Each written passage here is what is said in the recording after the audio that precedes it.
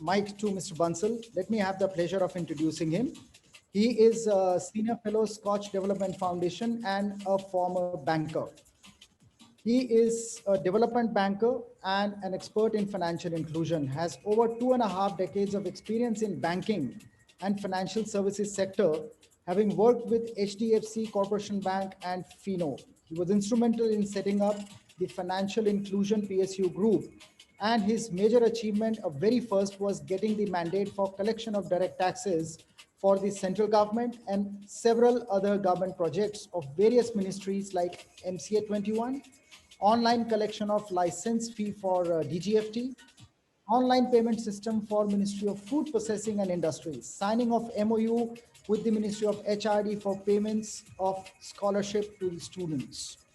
And the list is endless. He has worked very extensively with the state governments, including Punjab, Delhi, Rajasthan, and Haryana. With this, I invite Mr. Nimr. I'm very much pleased to see a formidable panel here, and I congratulate all the recipient of the semi-finalist Order of Merit Award. Congratulations to all of you, because you are the people who are the beacon of hopes, that who have been doing the very good work. We got 1 hour time, and we have got around 11 panelists today on this panel. So what I will do, I'll just briefly introduce all of you very quickly. And after that, one by one, I'll request each one of you to speak 3 to 4 minutes each about your project and about your experiences and about your viewpoint on the Scotch Awards also. And then we'll open for the question and answers. Good evening. This is Ayush Singhal, the Chief Minister's Associate in Bhiwani, speaking on behalf of Shri Jaybir Singh Arya, Deputy Commissioner Bhiwani. I would like to say that the past few months working on the women empowerment issues in Bhiwani have been really fruitful for us. And while working on such issues, we have realized the more we work, the more is needed. I would like to, through this discussion, highlight one specific practice that we have taken over, and we would like to actually we would be happy for knowledge sharing on those practices. We have taken over a practice of promoting right to property for women, girl child in their houses. And as a initial step, the Deputy Commissioner himself put the nameplate of his girl child outside his official residence, and so did a lot of other government officers in the district Bhiwani. Similarly, around 5,000 plus nameplates were put with the name of girl child, with the idea of their right in the property of their parents. And we have done many other initiatives in Bhiwani in similar regard. We have taken initiative in anemia. We have taken initiative in public speaking for girls. And we are currently in the process, as the Panchayat elections in Haryana are due, we are in the process of celebrating women empowerment by promoting women participation in politics, in Panchayat politics, and also training them after they are elected. Thank you. Thank you very much for your nice presentation on the work which you have been doing, and I wish you all the success to you. Kindly keep doing the good work, and nothing would have been better than that, empowering the woman, and my congratulations to you. Now I would request Mr. Tejpal Singh Fulka from Barnala. So regarding this project of rejuvenation of ponds, actually there is a grave problem of water levels going down. So basically to restore that and recharge the water tables, we have been focusing on cleaning the old and these dirty ponds, and then cleaning the water so that it can be made use for day-to-day usage in the rural areas. So that is all I have to say about the project. I will intervene here. Since the discussion of the day also focuses primarily on the response to COVID and preparing for the third wave. So what we would be keen on discussing and finding out with you, with all the participants, as to how are the districts preparing. We heard the cities speak on the importance of preparations which are going on for the third wave. How are the districts gearing up for that? So I would much prefer if every participant focuses on the preparation part. In addition to, if you want to add that, how is it that your projects have helped, that's welcome. Okay, sure, Dr. Gulshandan sir. Thank you. So Barnala, please go ahead. We have been doing IEC, लोगों को aware करवा रहे हैं, हम लोगों के youth club members हैं, who are continuously, spreading this message, social distancing also, and no mask, no entry. We have been, encouraging that also. And vaccination, like I just said, today also we had a mega camp where we targeted 10,000 at least in one day. So that, so we'll continue with this, and we are aiming at, covering the entire population of Barnala within next 2 or 3 months, so that everybody is vaccinated, so they'll be comparatively safer. Do you find any sort of agitation from the people for the vaccination, or they are coming? No. Earlier it used to be we had to educate them and mobilize them, but now they are quite aware, because they have seen the repercussions. So out of their own experience also, and the kind of IC we have been doing, so they have been showing their positive response. Okay. In fact, in the rural areas also. Thank you very much. Thanks a lot. Thank you so much. Thank you. Is Madam Kirti Jali is there? She's called? Yes. Good evening. This is DC Kachar from Assam. Kirti Jali. Yeah, please share your experiences on that second wave and the preparedness on the third wave. And in case you want to tell about your project a bit, then if that is your choice. Hello, could you please repeat that? Sorry. What I'm saying that your preparedness on the third wave, which is people are talking, and how really did you forth with the second wave, and any other things you want to add up for your district? So to begin with, I think when we started on the COVID journey, we started with 6 ICU beds. Today we are standing at about 100 ICU beds and almost 400 oxygen connected beds. So that's been the achievement from where we started from phase 1. The idea has been that no patient should be turned back from any hospital or a COVID care center for lack of beds. So apart from this, with regards to COVID care centers, we had expanded to around 3,000 bed capacity. In the second wave, so far, we've had around 18,000 COVID positive cases. It's been one of the bigger districts with medical college.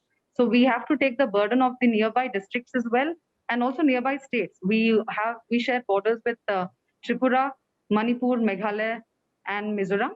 So we do get patients from there as well. It's also a army and paramilitary hub. So we have to accommodate the paramilitary forces also. One thing that we had taken up actively is that we have 59 tea gardens, Assam being a tea garden rich state. We've ensured that each tea garden starts an isolation center within the garden, because we had some hesitance from the tea garden labor who had turned positive in coming out of the garden. They're used to the garden premises, so they were not very comfortable. So tea garden isolation facilities were developed in places like Nachgar, which is their own community center. And their own community had taken up their cooking and everything. We had teleconsultation facility. We've just recently crossed around 1,03,000 calls made purely to check up on patients. So we have a 14-day follow-up. Even if they're asymptomatic, we keep following up for 14 days as to how their condition is. Doctors are always on call. We have a centralized ward room, and we have block-wise teleconsultation teams. So and we also have doorstep delivery of medicine, and most importantly, oximeters. So that's been a big step in ensuring that we catch the disease early on in terms of progress of symptoms, so that the pressure on the medical college and the oxygen facilities is not escalated. We had also converted an academic building of the medical college into a COVID care center, where even though they're not connected to oxygen pipe, oxygen cylinders and oxygen concentrators were being used. We've mobilized a lot of oxygen concentrators way before the wave had hit us. So we were comfortable, and we can proudly say not a single patient was turned back for lack of availability of beds. With regards to post admission care, we have CCTV cameras. We've also ensured the doctors call on their video camera to the patient's family. to assure them that there is nothing to worry. So that had assuaged a lot of the complaints that we had encountered in the phase 1. For lack of information, a lot of the family had met with a lot of panic attacks. And this had helped greatly that video call facility was made mandatory. We also have a system of 3 rounds. We had changed the timings. Earlier, it used to be that the doctor used to leave at 12 and the next shift used to start. And by nature, the 12 o'clock, 12 in the midnight when the doctor leaves, that is just 1 round of the patients. And the next doctor doesn't immediately take a round. He waits for the end of his shift, which is 12 to 8. So around 7 a.m., he used to take a visit across the ICU. We had ensured that the second shift ends at 10 p.m. and the third shift starts at 10 p.m. So 10 p.m., the doctor is still awake, he's alert. So he takes a round. So 10 to 12, 10 to 1, which is usually where patients experience discomfort and all, that we could actually address much better. And our mortality is also fallen, thankfully, because of that. With regards to the third wave, I just wanted to know about the third wave and yes, the vaccination part also. Yeah, all right. So with regards to third wave, we've already dedicated a mother and child dedicated COVID care center with oxygen concentrators. We've also developed PICU facilities, pediatric ICU facilities in the medical college. We've also, through CSR sponsorship, with a lot of pursuit, we have mobilized pediatric ventilators, which are slightly different. We've also procured the smaller sized equipment and tools that a child would require. And apart from that, training of all medical doctors who are not pediatric specialists, but medical doctors to handle an infant in the worst case scenario if you're facing shortage of pediatricians. That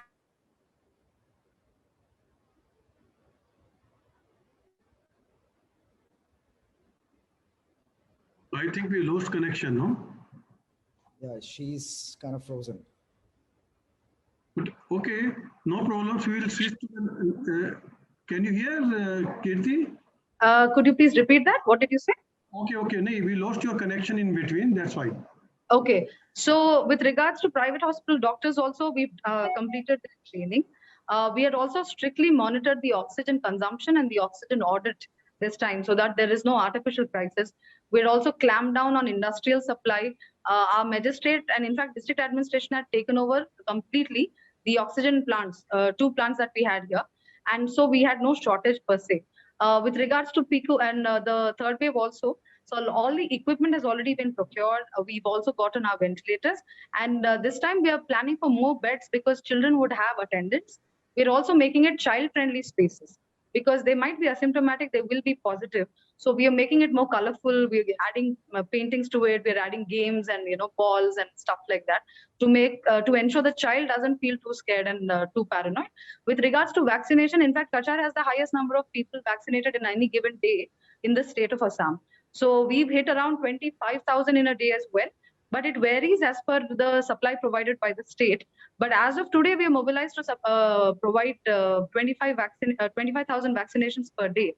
Also, I think we are one of the first towns in this region, or rather the country, we've hit 90% of our eligible age group to be vaccinated 18 plus in Silchar town, which has a population of 2 lakh. So we've hit around 90%.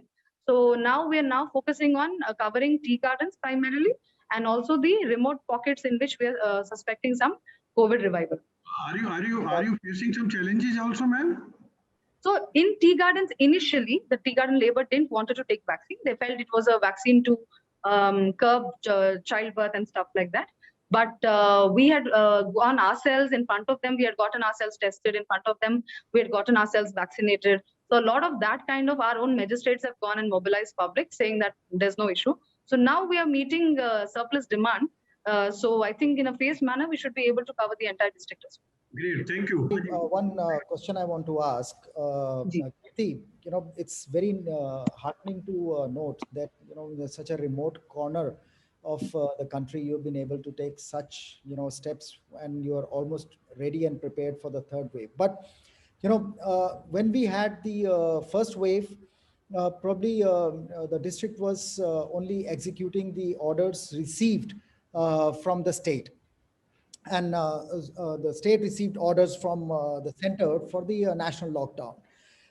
During the second wave, that has not been the case. So how much of independence did you have in taking your own decisions in secluding certain areas and also to continue to allow certain activities in another area?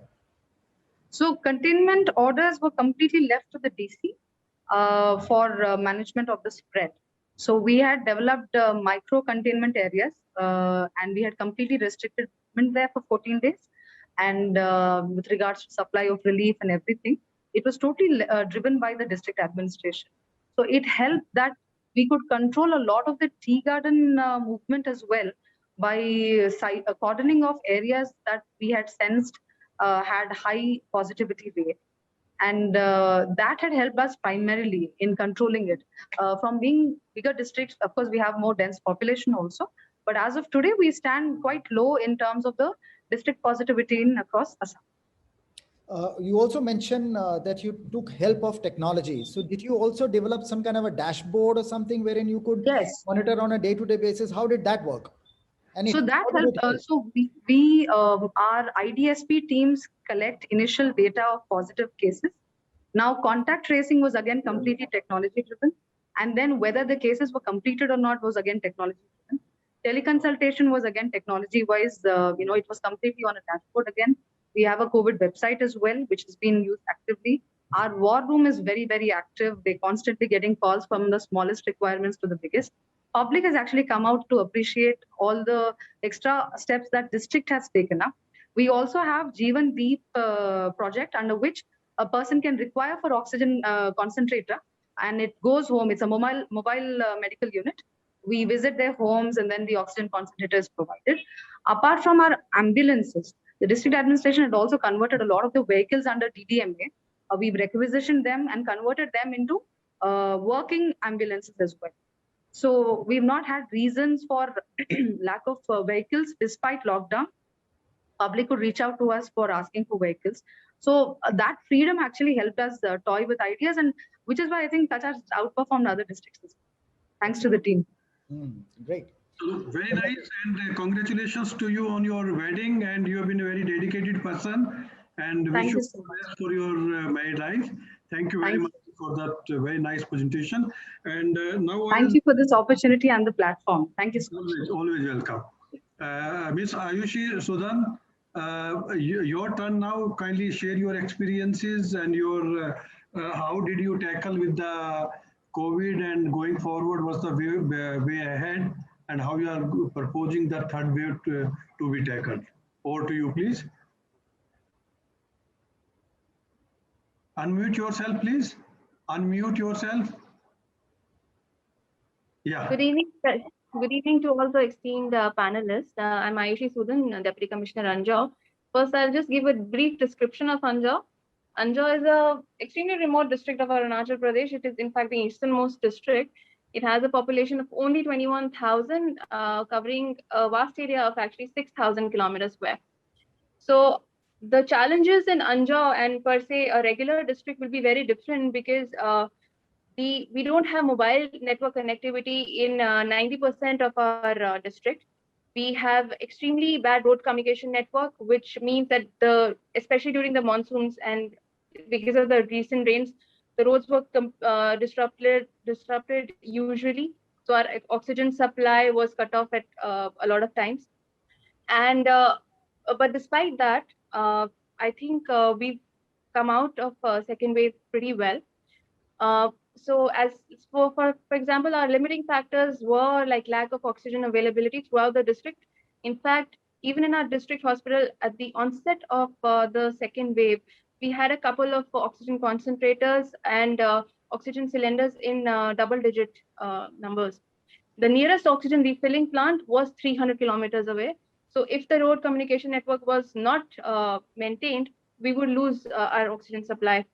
Secondly, because mostly the district didn't have mobile network, therefore, we could not personally call or get news of certain very remote far-flung villages, in which there were certain home isolation cases as well. So there were issues in clinical management of COVID-19 cases because of that. So how our strategy was what happened in other districts. We tested, we tracked, and we treated. And the latest is definitely vaccination. So we created 8 zones. They were all put under one magistrate, one area nodal officer. We conducted randomized testing at village level, which was around 150 to 200 villages. All these villages, most of these villages are not motorable by road. So we had testing teams going on foot to all these villages, testing them, coming back, and telling us which all villages had been infected. All villages with 5%, with more than 5% positivity rate, they were all contained. We even went for a lockdown for a period of 3 weeks when the positivity rate of our district actually went beyond 10%. Communication network was sort of established by setting up certain VSATs near the location of, say, a cluster of 4 or 5 villages, so that at least the ASHA worker of the concerned village could contact the MOIC of the nearest PHC or CHC through the VSAT, and adequate clinical treatment could be provided to the person, and of course the oxygen supply as well. So our challenges in this sense were mainly due to the remoteness of the region, not entirely because we were short on say oxygen or medicines, because the population is very less. So we had sufficient stock, but to provide it to the last mile was definitely a challenge, and I think we dealt pretty well in that. And what we did was we focused a lot on vaccination.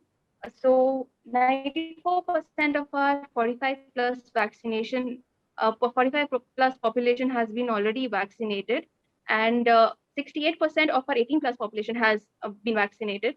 And in fact, to encourage the Gram Panchayats, to basically the village leaders and all to come forward, because there was initially a lot of hesitancy because of the infertility rumors and etc. They basically we incentivize them by giving them some cash rewards in terms of development, some ration, etc. We initiated doorstep vaccination for 45 plus because they didn't want to come down to the CVCs. So we had doorstep vaccination because there was a lot of hesitancy. So for example, our mobilizer would go say 4 o'clock, 5 o'clock in the morning, go to the area, village, mobilize the person. The second vaccination team would go to the village at 10 a.m. and then vaccinate that entire village. So we had to initiate that because especially for our 45 plus population, there was zone-wise deployment of magistrates throughout for the purpose of vaccination. And now we have ramped up our oxygen availability as well. We are self-sufficient now. We have one PSA plant in Anjaw, in even a remote corner like Anjaw under PM CARES. And we have multiple oxygen concentrators and oxygen cylinders at almost every PHC and CHC, be it like the remotest corners which are not even motorable as of now. So in terms of our second wave, I think what we did was we tested a lot, we vaccinated a lot.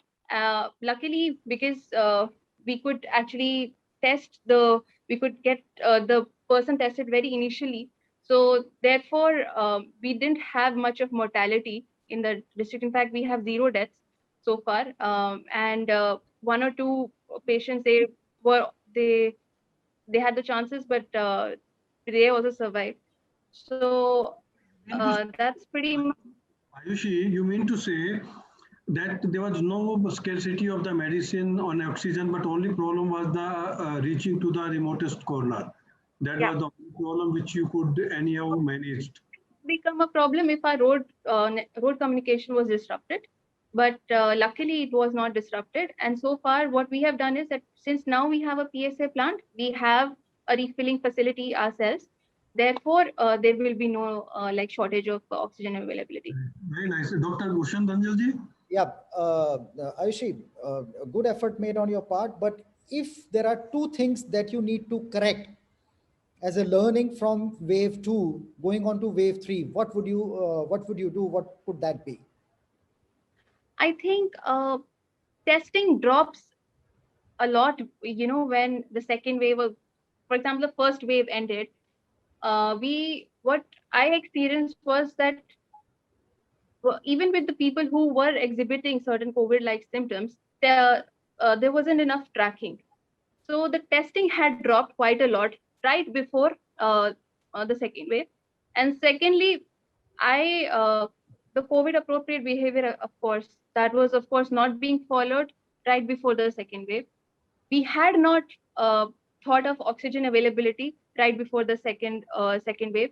We had sufficient numbers of oxygen cylinders. At least in my district, there were sufficient numbers of oxygen cylinders even in the onset, because we are a small district. But say, for example, if you were a big district, then they would have become insufficient. And so basically, I think testing and tracking will have to continue till the end, even beyond the second wave and right before the third wave. And only then will we be able to contain the virus. Very good. Anything else, Doctor? That's it. Okay, thank you very much, Ayushi. This has been really very encouraging to know that in the remotest part of the country, you have been doing a great job.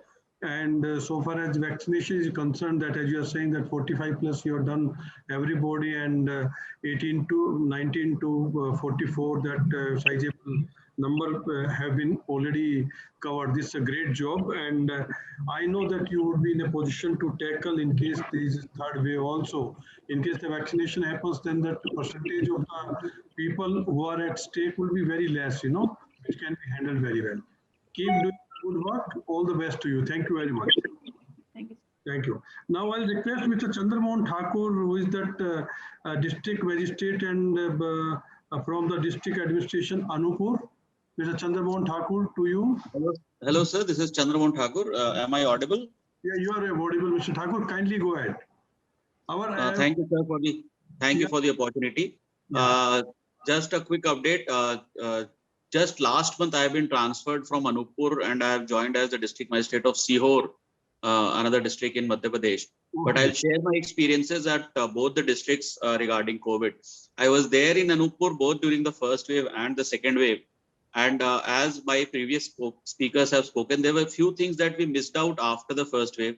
Most of us did not think that the second wave is going to come back so soon. And for few things, we did not anticipate the resource crunch that we might get into. So Anuppur is a very remote district on the border of Madhya Pradesh and Chhattisgarh. And it's primarily a tribal and a rural district. So one thing that we had done in the first wave is that there was an industrial oxygen refiller whom we had convinced to also supply for medical oxygen. So he was ready. We had Bhilai Steel Plant, which was about 6 to 7 hours away from us. So we had convinced Bhilai Steel Plant for regular supply of liquid medical oxygen to Anuppur. So despite being a small district, we were not only able to supply our own oxygen requirements, but we also became a small supply center for the nearby small tribal districts. Secondly, we realized that people were not coming out even when they had symptoms. So a unique thing was done across Madhya Pradesh, and we were one of the first districts to start it. We started something called a Kill Corona survey, that we wanted to kill Corona even at their household itself. So we formed small teams at the village and ward levels who would go door to door, and every person with any symptoms was tested. Oxygen saturation was tested and temperature was taken. And even before symptoms became severe, the fixed medical kit was provided to them. And then there was a district command control center who would track twice a day whether they had taken medicine, whether the condition was deteriorating or improving.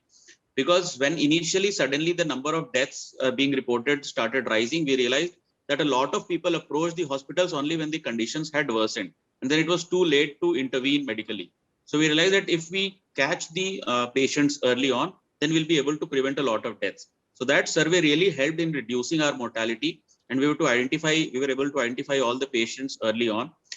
Since we were a very small hospital, in the first wave of COVID, we did not have an ICU in the district, and we were completely dependent on the medical college in the nearby divisional headquarters. So in the first wave, we had started preparing for a 10-bedded ICU. Thankfully, that was prepared before the second wave. So that really helped us. We had procured ventilators and oxygen concentrators in the first wave itself, not knowing whether we'll need them or not. But in the second wave, they came in handy. We went ahead and procured more oxygen cylinders and oxygen concentrators in case we run short. And before I moved out of the district, we were preparing for third wave. And we, as it is being said everywhere by experts, that the third wave might harm the children more. So we had already started work on creating a pediatric ICU, and every government hospital in Madhya Pradesh mostly has a nutritional resource center, NRC, which is mostly for malnourished children, which is a child-friendly ward, a 14 or 10 or 20 bedded ward in all the hospitals. So we started installing oxygen pipelines in all those NRCs, so that in case pediatric cases of COVID come, so those wards can also work in addition to being nutritional resource centers, because they're already painted in a child-friendly manner. The beds are specific to children, etc. So we are enabling all those beds with oxygen pipeline, and since children oxygen masks are of a different size, so that is what we started doing. Last month only I came to this new district, Sihor, and when I came, the cases were on a decline. We worked really hard to make sure that the cases dropped to zero. It is very heartening to say that Madhya Pradesh has been one of the first states where the positivity rate at a state level came down to less than 1%. So right now in Sihor district, I have 0 cases for the last 10 days. So it's a very heartening thing to see, but we are still preparing. We have, during this period in Sihor, we have created a 300 bedded, completely dedicated COVID care hospital, which also has a 50 bedded pediatric oxygen ward. That we have kept it ready, and it is totally dedicated to COVID, and we hope that we never get to use it. Similarly, we have now we are focusing immensely on vaccination, and as other DCs have shared, there were a lot of rumors against vaccination. Another experiment that was done in most of the Madhya Pradesh districts was that we involved the public representatives very extensively. So we created a district crisis management groups at the district level, and then we created block crisis management groups at the block level, and then we created village level and ward level in the urban areas crisis management groups. So we involved all the. What's the position on vaccination in your? Right now, out of total 18 plus population, we have a population about 9,60,000 18 plus population, and we have covered around 4,50,000 so far. So roughly about 46-48% population we have covered. The smaller, my district has about 8 to 9 small big municipalities. So the small municipalities, next week we are planning all the municipalities with less than 40,000 population. We are almost in a stage to declare them 100% vaccinated. We have already declared about 10 of our Gram Panchayats as 100% vaccinated. So we've started a healthy competition among Gram Panchayats, that whichever Gram Panchayats become the first to get 100% vaccinated, they will get preferential treatment in allocation of funds for various development projects.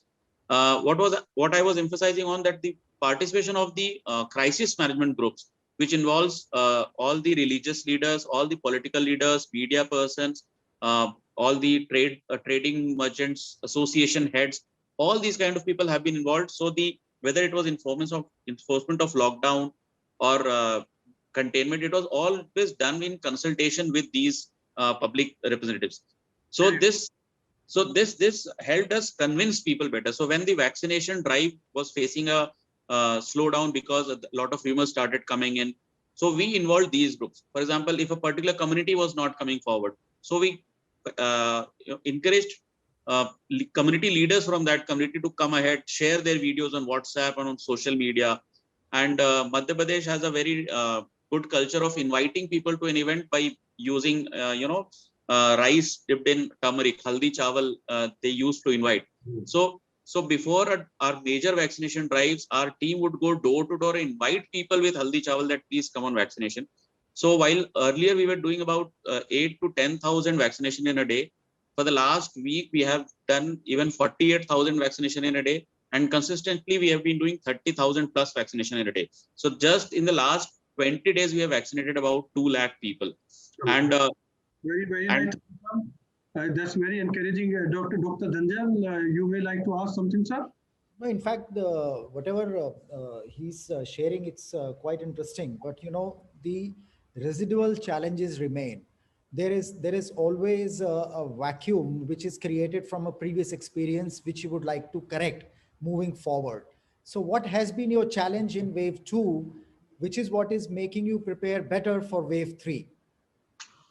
Mostly about resources. So for example, when wave 1 closed down, we did not bother too much about the availability of oxygen, etc. So despite the fact that the second wave has gone, we are installing new oxygen plants. So we are enabling all our district hospital as well as block level hospitals with an oxygen plant of itself. So we are planning to finish all the installation by July end, so that each hospital becomes self-sufficient in oxygen production. So that the time that we were losing in transportation of tankers, etc., that would go down. We are making all our hospitals equipped with pediatric wards, even if whether the wave comes or not. So that and we are as another DC also said, we are training all our normal medical officers, just simple MBBS doctors, also in basic pediatric treatment. So and we have ensured that we have been continuously saying in dialogues through public universities also that the COVID wave has not gone, it is going to reoccur. So we have already started analyzing that the time difference between first to second and to second to third in other countries has mostly been 3 to 4 months. So, and one more thing that we have thought, it is our intuition that it mostly comes when the season changes from summer to winter or winter to summer. So we are apprehensive that when the season changes, weather changes from October, so there generally is a rise in cases of fever and cough and cold in kids. So we have already planned that in the month of October, we'll again do a door-to-door survey of every single child in our district. And anybody with a little bit of symptom of cough, cold, fever, or even normal pneumonia, we'll treat it immediately before it turns severe. And we'll keep doing that whether the wave comes or not. So we want to be proactive. What I think the mistake that we did between first and second wave is that we were very reactive, both in the first wave and in the second wave. For the third wave, we want to be proactive. So we'll be prepared for the worst. So we have a 300-bed dedicated COVID hospital, and we are not treating any other patient, but we have created a temporary bed with the help of CSR. And we'll not close it down. We'll keep it open, and we just hope that we never get to use it. Great. Anything that's great to hear. But this brings me to another problem that comes to my mind, that while we are ramping up the infrastructure, in the hope that it does not happen, but God forbid if we have a third wave, then at least whatever was deficient in the second wave should be taken care of. Right. We are forgetting that we are also deficient on our health workers. You may be having 10 doctors looking after 100 beds. You are ramping up 100 beds to 300 and much more. What is it being done for ramping up actually the support infrastructure? Where are you getting the health workers and the doctors from? Right. That's a very good point. What has been done in Madhya Pradesh is that the government has empowered the district collectors under the National Health Mission scheme to temporarily recruit medical staff for this. And mostly we do not need that many doctors. Actually, we need a lot of paramedical staff. We need staff nurses. We need people, community health officers. We need ANMs, such kind of people. So we have recruited them, and the government is keen that whether the wave comes or not, we'll keep them on our board. So we are periodically renewing their contract period, and it's a decision of the government whether we want to recruit them permanently or not. But the good thing is that the freedom is left to the district magistrate to, if we think that we need more staff. So the power to recruit has been delegated downwards, and constantly we are in touch with all the students who are in their final year, whether in nursing colleges or in medical colleges, so that we have a ready list of people who are available to work. So in case we run short of staff again, so we'll have them on call, and we have kept a database, and hopefully we should not run short of manpower. And plus, we're also training manpower on more skills. For example, our ASHA workers, our ANA workers, we are giving them basic trainings, so that they can also help in our treatment facilities. So when they come on board, even as a health worker, are they going to be paid additionally, or they're still going to be surviving on the meager 2,500 to 3,600, which is what they? I think that is not a decision that can be taken at a district magistrate level. I think that is a state level decision, and it will entail various other things. So I don't think I would be in a competent position to comment on that. But we have been getting tremendous support from the state government. Despite the fact that Madhya Pradesh used to be an oxygen deficient state and we did not have a single oxygen plant. So now every single hospital is being enabled with a oxygen plant of itself. So our plan is that in the next 2-3 months, we want to make all our hospitals independent on oxygen supply. And I think a big and the decision to continue this healthcare worker is already, I think, being discussed at the state level. And I hope a good decision, because our chief minister and our entire top level bureaucracy is quite committed to the cause of COVID. This is right now at the top priority of almost all the district collectors in the state. So I think we are quite prepared, but we hope that we want to complete our vaccination before the 15th of August. So we want everybody 18+% to be vaccinated by 15th of August. And then we want to check every infant, every child in the month of September, October for any minor symptoms of cold, cough and fever, so that we are well prepared for the third wave. So is it happening still under the guidance of the state, or the call for creating a front warrior workforce, which was announced by the Prime Minister about 3 weeks ago? See, all of this is happening together, and what has happened after the second wave, that the public support has really increased. So the public has become really aware. So we have a huge army of social workers who are working with us, which was not there so much during the first wave. It was mostly the government using its iron hand to impose lockdown. This time it is coming from the people. So that is very heartening to see. So public representatives, they are taking, for example, for vaccination drives, it is mostly driven by the public and less by the government. So that community change is happening. And one additional point, since you mentioned about who is, we are trying to pass on the ownership to the community. So our village level crisis management group, we are passing the ownership to them. So they are now organizing small chopals in the village level, where they're talking about yoga, they're talking about breathing exercises, they're talking about benefits of steam, benefits of gargle, etc. Inculcating them habit, talking about when and where to use masks. So they're talking, if they're going to Mandi, you should use mask. If you're going to the farmland, you have to use mask. If you're going to the Panchayat Bhavan, you have to use mask. Even if you're attending marriages, you have to use mask. So constantly that dialogue is happening at the village level, because it's a community behavior change that will prevent the third wave. The infrastructure would be there, but unless the community owns up. So their effort for the last 1-2 months and for the next 2-3 months is in making the community aware of how dangerous it is, and they should take the ownership of the response. Like the way Nirmalji, one last bit, like the way other districts and the ULBs are monitoring all activities, because it's quite a mammoth task, to put everything together and do a kind of a command and control. So have you also developed dashboards wherein it is on a real-time basis available to you? Yes. So we have a district command control center, and we also have block command control centers, and we have a dedicated caller to make calls, and then we have dedicated persons to receive calls. So we are constantly calling, and these people are when there was the wave, they were being used to monitor whether people have taken medicine and whether condition has deteriorated or not. Now that the wave has gone, now we are monitoring post vaccination. We are monitoring whether post vaccination did you face any problems, are you okay? And then we are also using the command control centers to remind people of their second dose due date, that the second date has come. So we are constantly keeping this command and control center working. So now people know that these centers would call us daily, and then we are also asking whether are you doing yoga properly. So we have started making it more engaging, and we plan to keep these control centers working throughout the year, because this has really helped us monitor on a daily basis. And all this comes through a dashboard. You were saying something, sorry. Yeah, no, what I was actually, I'm getting a little inquisitive here.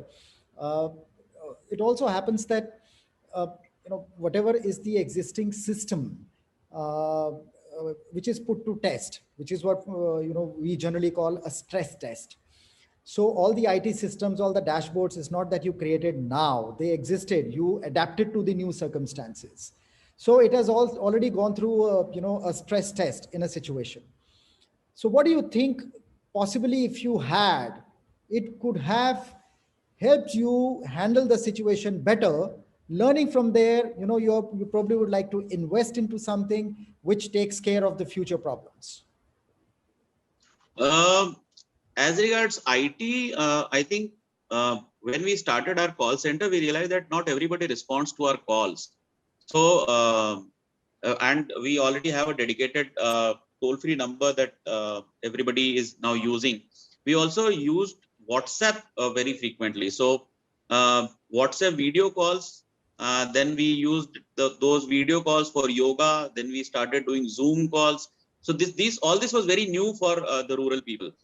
We had very difficulty in convincing people to come on WhatsApp video calls. So you would have our callers calling people and then telling that there is an icon. You touch that icon and then you can see my video. And then the doctor would come on the video call. So just to make the video call popular, we asked our doctors to attend the video calls with their apron and stethoscope on. So villagers felt very happy that they could talk to the doctors live.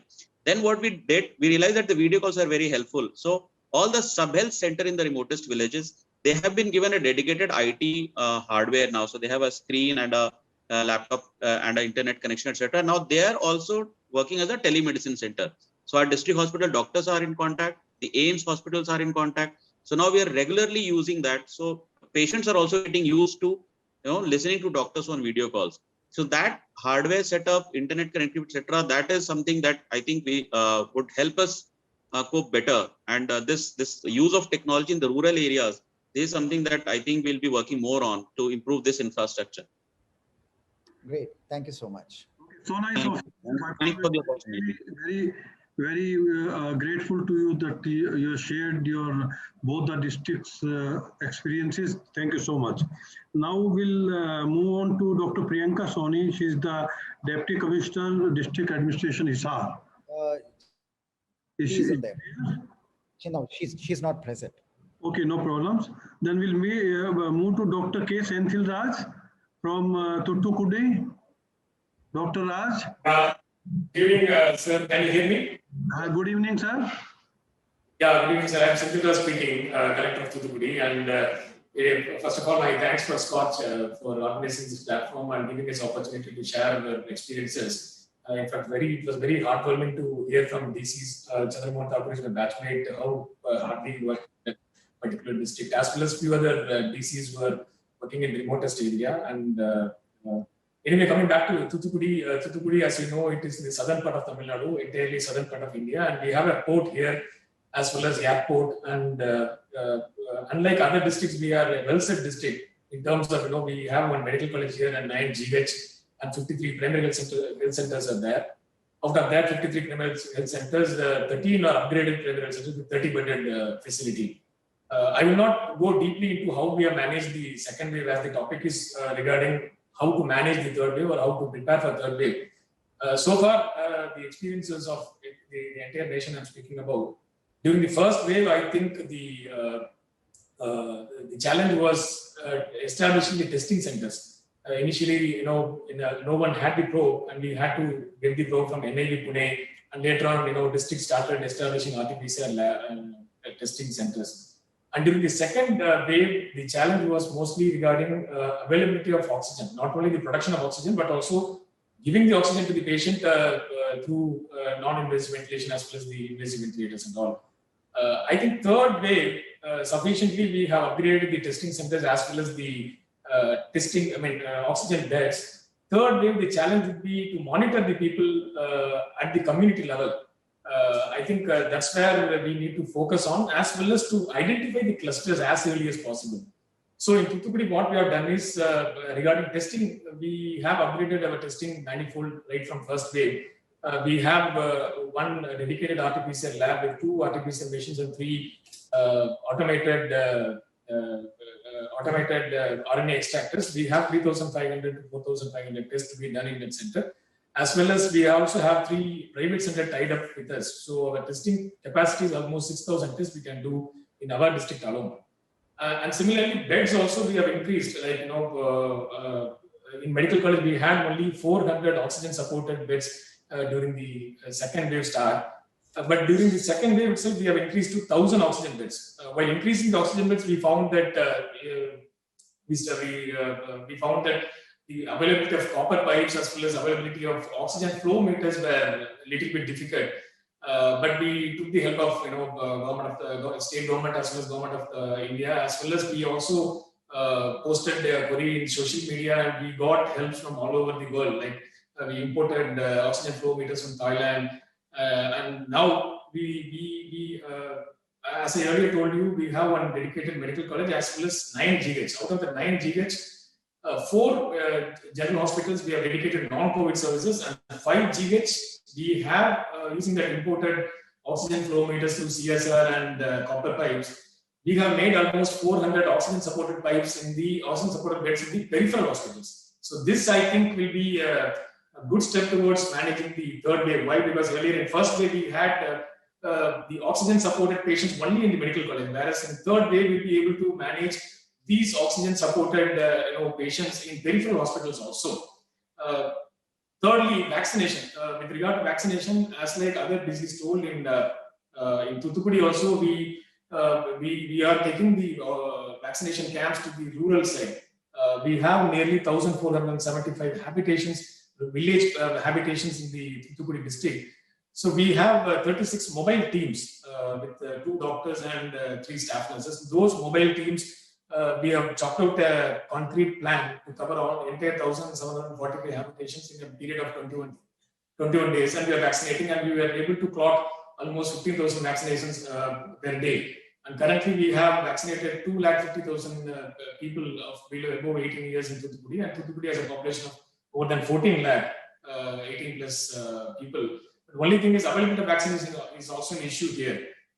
If more number of vaccines are available, we'll be able to do more vaccines. And village level committee for preparing as a special part of preparing for third wave, what we have done is for each panchayat, each village panchayat, we have selected 15 volunteers from different pools like Narega workers as well as Anganwadi workers and self-help groups. So these workers, we call them as focus volunteers, friends of COVID patients under surveillance. And these focus volunteers are trained by the block medical officer and health inspector.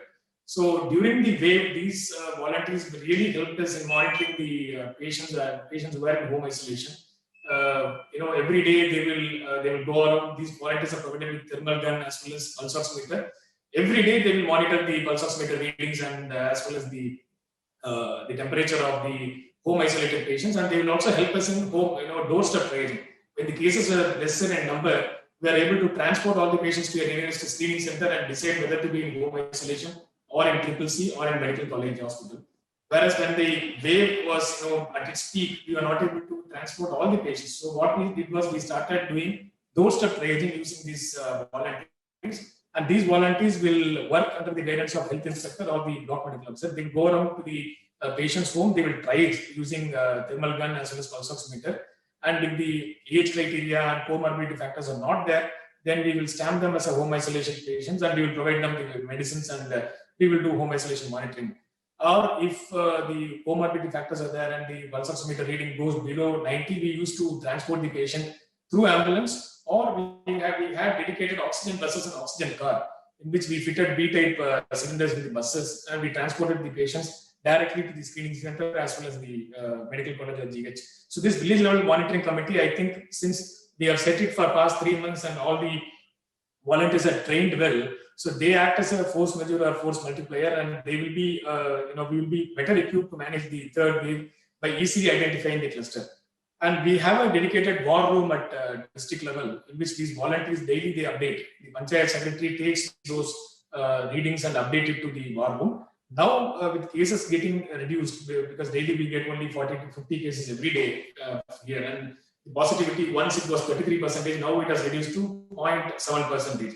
So now what we do is we are using these volunteers to screen the houses in village level, and we also map the GA's location of those fever cases currently what is being monitored, and these GA's readings are brought to war room. And I have assistant collector also here who has done the geoinformatics.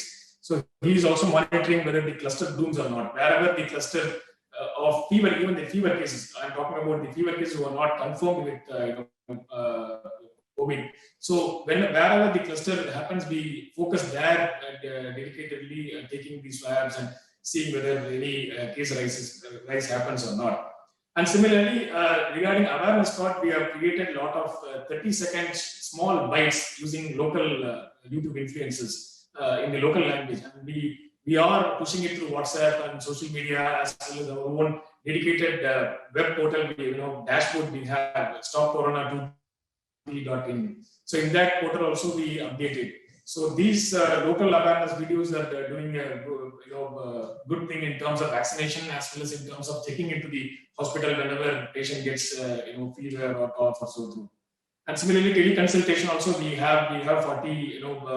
One good practice we did was we roped in HIV and TB counselors, as well as the final year MBBS students from the medical college. So they were sitting dedicatedly for providing telecounseling as well as video counseling.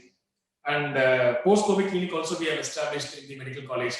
And one more good thing we did during the peak of second wave, as well as now we are continuing, is zero delay ward. So what we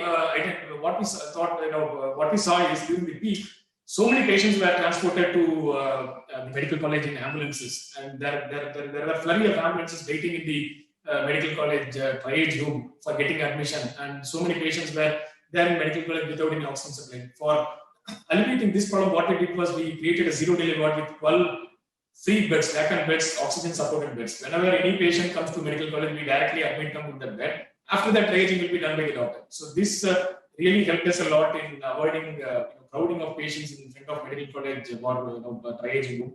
And patients also immediately got oxygen supply, and we were able to avoid certain deaths because of this. And one more additional challenge we had throughout, all districts will be facing this challenge, was maintaining the non-COVID services. So during COVID wave, we were looking mostly into COVID cases. But there are certain non-COVID cases which you really need to give focus. One is pregnant mother and and babies who need to be immunized at the field level. And second is dialysis patient. Every week they need 2 cycles of dialysis. And what we did was, throughout the district, we took the details of patients needing dialysis, and we arranged dedicated vehicles for transporting them to the nearest dialysis center. And we continued doing dialysis for them under COVID precautions manner. And thirdly, this non-communicable diseases, mostly NCD patients were neglected. The availability of drugs and other things will not be available to them. So what we did was we mapped all the NCD patients, and we provided them 2 months drug and 3 months drug in advance during the COVID lockdown period. So this greatly avoided the NCD patients to come out of their houses and in searching the tablets, and they were not put to their risk. And once the COVID affects their NCD patient, hypertensive or diabetic, so they are really prone to get admitted in the hospital. And similarly, HIV and TB patients also, for them also we provided doorstep drugs. And we are continuing this, despite reduced number of cases, the provision of the monthly drugs at doorstep is being done continuously for non-communicable disease patient, HIV, TB patient, and dialysis also we are monitoring. So by this way, I think we will be able to successfully manage the third wave, if at all it is going to come. So that's all from my part. Would you like to share something on the vaccination, and how did you motivate the people for the vaccination, sir? Yes, for vaccination, initially people were not willing to come forward. So what we did was, we organized, vaccination camps at village level, at every panchayat level. What we did was we invited the village panchayat leaders, the village panchayat president and their councillors, and we asked them to get vaccinated by themselves, that way leading them, leading by example. So by this way, we were able to successfully motivate the people to come forward behind the leader. So, and our district's MLAs and MPs and so many political representatives, they also came forward and vaccinated themselves, and this was widely covered. And in each village, the village level local leaders also vaccinated themselves. By this way, we were able to motivate. Secondly, local influencers, as I earlier told you, so many TikTok and YouTube heroes are here, local heroes are here. So they also got vaccinated, and they told to community through small videos that vaccination is really helpful.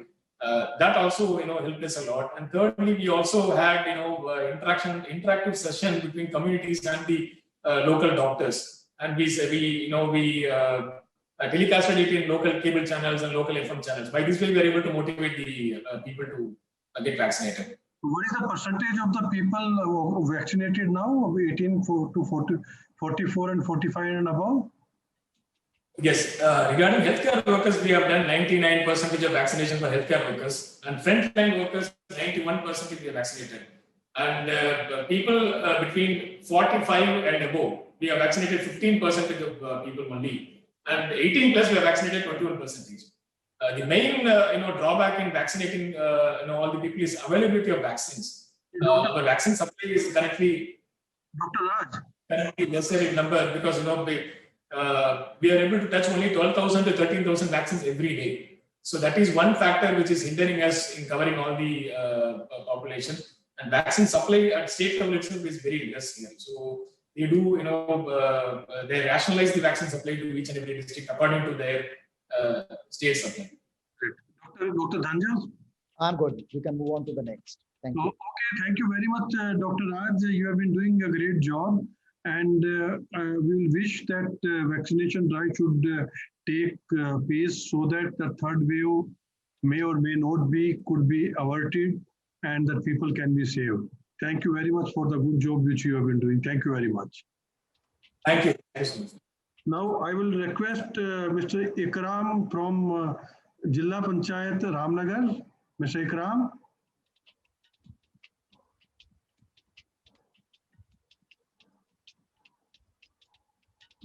Mr. Ikram. Okay, then Captain Shakti Singh from Nuhu district. No, who is not there, but Jilla Panchayat is very much there. Kindly switch on your video. They are there, Doctor? Yeah, they are there. I could see a little bit ago.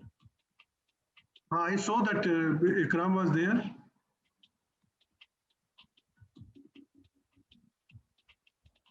So maybe they are not physically present. It's only.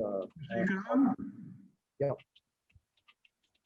I think that Captain Shakti Singh is also not there. No, he's not there. No, he's absent. So in fact, what we can do is we can do a Q&A and ask a few questions. So we can spend maybe next 5 to 10 minutes doing a discussion. So from amongst the people who are present, if you would like to ask any question, yes.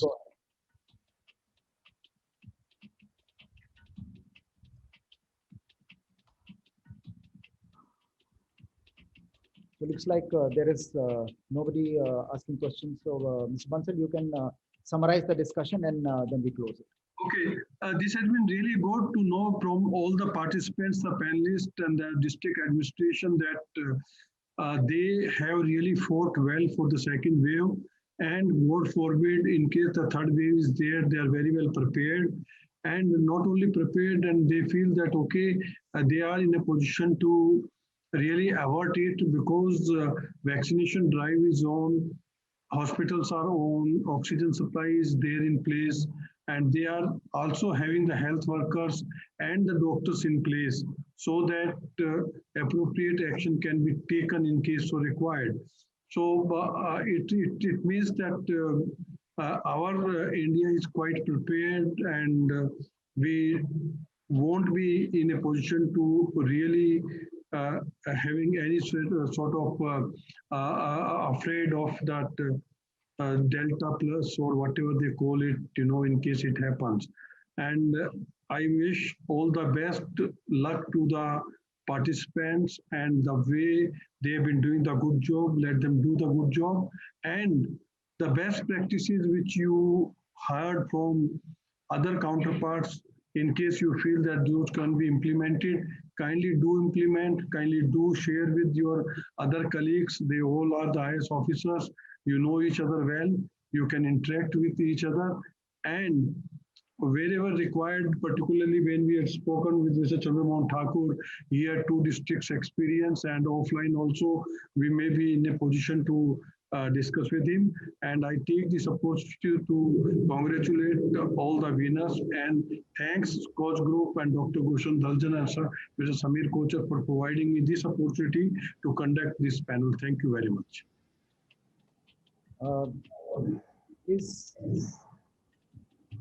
I know while we are winding up, I'm just told that Zilla Panchayat Ramnagar has joined. Okay, okay. Mr. Ikram, in case you joined, to kindly speak.